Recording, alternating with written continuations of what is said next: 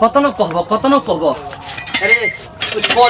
call रे और तोहरे जी में कुल रही तोहरे जी में हाय कबो कब तो मन करला असमन करला नु अस मार मारिनु कि ओकरा गांव ले ओकरा पता लग जाए कि मारी का होला कबो ठीक नु बतन हर काम हम ही करब हम ही हैं बताओ भाई साल का करो बाबू माई साल का करो सब से अलगा रहे लगनी हैं अकेले रहे लगनी अब जे ना कि हमारे पवत करती है हमारे पर कुल काम हम ही करी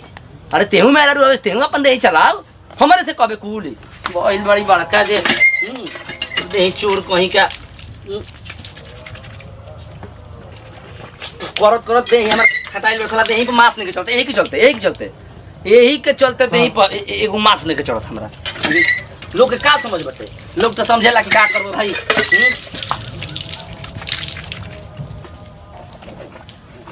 अब हाथों को धोला नु 1% ना कही 1% ना कही गिरबो तनी आराम कर ली अब कही कि गैया के कुटिया डाल दो अब कही कि होई कमो कर दो हो कमो कर दो जा रे तारा लेखा नु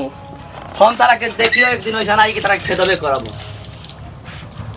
ठीक बा जन तू गौर नहीं करत रू हमरा के परेशान करत रू हैं अलगा भइनी कोई ना मरो से कि हमरो वीडियो बनावे के शौक करता हो हमहू जाए वीडियो बनाते ना घर के खाली चूल्हा पोतवई है काटा कुटी हम तो अब एगो काम ना करम पता ना सुनत तो नहीं खनु कुटियो कटलन कि ना गाय बिया रखले बड़न हमारे खाते हम एको कुछ नहीं करम जानते बनी रोज के लटे सारा वे बहाना कर दे ए काका जी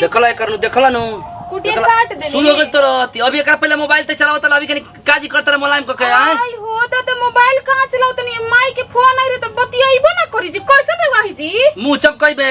हैं देख ये कुनो टंकी से तोरा के एक दिन हम माने खेत खाद दे सुधर जीवे ते काहे बोली ना जी तोरे चलते हम अलगा भइनी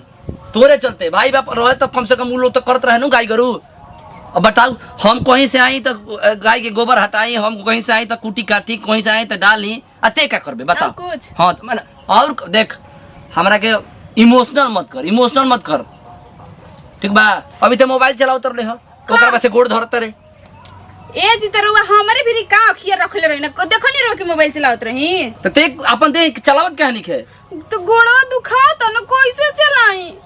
कहत नहीं कोई से ठेव में दर्द बाजी तनी बड़ हॉस्पिटल में चल के दवाई करा दी त ना हॉस्पिटल आ तारा के तो हॉस्पिटल हम ले गइनी ठीक नु इनकरे खातिर कमातनी इनकरे खातिर काम कह देनी कि वो जुड़ा जाई इनकरे खातिर तो कह तो बेच दी गइया कहां के रखोइले बड़े तेनु कहता दूध खाई में किंदी ए बरा बतिया बतारू कह काले में खाई ना का तब का तो दे ना हमरा के देवेले साला होती चुकी कटोरी में हमरा के होती चुकी कटोरी में अपनी साला बड़का कटोरा में हे भगवान जा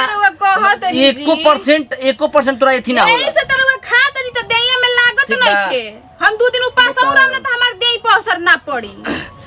फोकट के खाए के बाद बैठे रहे सुतर के फोकट के खाए के बाद सुतर के हम कहत नहीं कि इमोशनल हमरा के यहां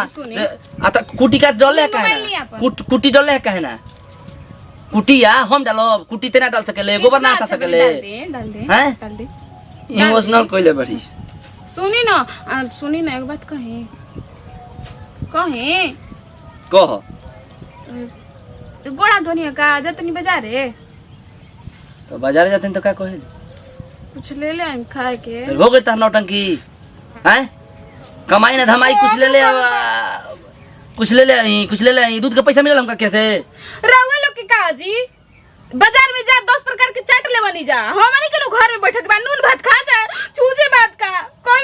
तो मन से कि कुछ ले ले खा जी त मेहरारू कहालू काहे खाती जरूरी बा के तरह चाट छड़ खइलो का हां त काल से रउआ साड़ी पहन के रही का जींस और टी-शर्ट हमरा के खरीदी हम जातनी बाजारी में ए अभी ई ताव मत देखावो जब मेहरारू लोग बहरी निकल जली नु त पांचू लोगवा का कहेला वो लोग से पूछियो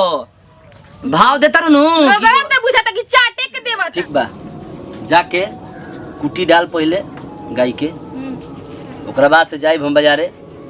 ले आवे के तो मन करत बा ना तोरा कति कुछ हो सही बताओ तनी दिल से बताते ऐसे कि बहुत देही चोरई करत कहिए मन करेला ठीक बा अपने चाट लेना नु बहरी है हमरा खोला बिना कौन हर जाए अब तो हम ही जाने नहीं कि हम कितना चाटे नहीं ठीक नु कमाई ना धमाई चाटे के मिला त मर्द लोग से पूछिए कि मर्द लोग का हाल बा काहे नहीं कमा साला जॉब से ही कोरोना लागल हाँ जे ना स्थिति खराब बटे आ मेहरारू के साज बात भाई और ना सकेला मेहरारू जैसे चाहिए सो जितना नौटंकी कनी घर में बटे जैसे चाहिए सो मर्द लोग के कुछ हो तो ओकनी के काम मतलब चाट लेला लेक्चर मत ढीली जा तनी गोबर डाले हां जाके गोबर डालो लेकिन ओकरा बाद से हां ठीक बा पहले गोबर डालो ओकरा बाद से जा अच्छा का लेके आई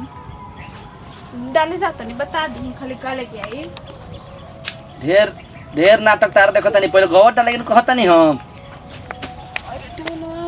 हां देखा इकर कखनी जिंदगी भर तू कखबू ठीक बा जिंदगी भर तोला काज क्वेश्चन हमार करम में लिखाई रहे ऐसन मेहरारू हैं देई पे पड़ेला ओकरा ना बुझाला रो तो माजा सोचते बा दिन में काखल शुरू हो जाता थे रुपया हाथ ना लगवनी साला कोई बार खाली टानिक हो विटामिन हो सुई हो फलान हो चिलान हो ऐसन मेहरारू होले साला हमारा बोला तो आइल हम एगो दवाइयो ना खाली एगो दवाई हम यूज ना करेनी हैं अब मेहरारू के बा एगो कोनो पाउडर लिपस्टिक यूज ना करेनी हैं माने हमने में कोनो चीज के खर्चा नहीं मेरा मेरी हिंगड़ तिंगड़ लेकमी हो तो चेकमी हो तो पेकमी हो किस्म के मूल्य बनाई या कि एक माने एक झोरा रुपया चाहिए कनी के नौटंकी खाती बाहर आ काम गुडवा दुकात न बा नहिया पारात न बा हां काम करो काम जिंदगी भर तारा के जाई बजरिया अथी नहीं खे ठीक बा गाय के डाल दे गोबर ओबर हटा दी है ठीक बा आ का लिया को बता और बता के जो ना तो थे फिर मत कहिए हमरा से ठीक बा बताओ हम खा लिए आ गोरू जल्दी गोत दी हो गोबर ओबर हटा दियो फुल कर दियो ठीक बा जानो तो नहीं डॉक्टर माना के लिए बनो समोसा छोला खाए के तो ओइसन करो ना 2 किलो नु अनार ले ले हे भगवान अभी 10-20 रुपए के बात होता लगे चाट छोला लेवे कम चला 25 गो रुपया दैले बनी जी गैस बना देव तो समोसा खाता 25 गो रुपया दैले बनी बगली में अभी 10-20 रुपए का बात होता था सोचा नहीं है कि 10 रुपए के अपना के 10 रुपए के तोरा के 5 रुपए बचाई तो सबरे साल आई हे भगवान रह दे ऐसन बात बा कि अब अनार खाना पूछी ना काहे के जी तब हमरे से अपना मनाई लेके आई नहीं हमरे से पूछा नहीं ना जब अपना मनाई करे हम जैसे कहता नहीं वैसे लेके आई तरह खाए कोई तो खोज ना तो जाइयो जा